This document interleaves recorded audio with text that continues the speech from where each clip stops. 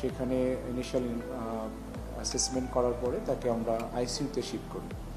ওই দিন রাতেই আমরা একটা মেডিকেল বোর্ড গঠন করি, 6 সদস্যের মেডিকেল বোর্ড।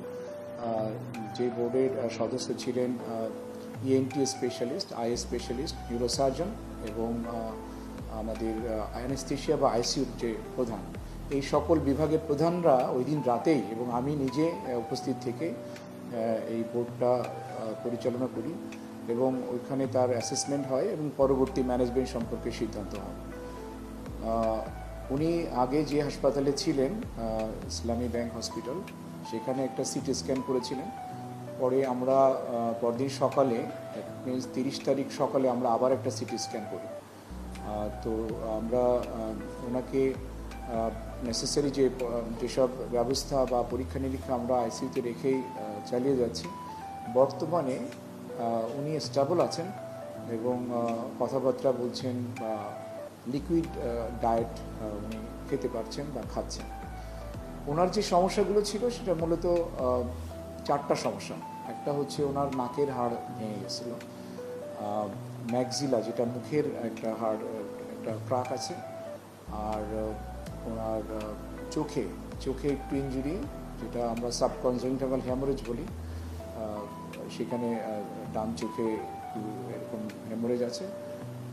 আর যেটা নিয়ে আমরা একটু কনসার্ন সেটা হচ্ছে ওনার কিছু ইন্টারক্রেনিয়াল হ্যামোরেজ ছিল, যদিও খুব বেশি না, এটা অল্প পরিমাণে ছিল।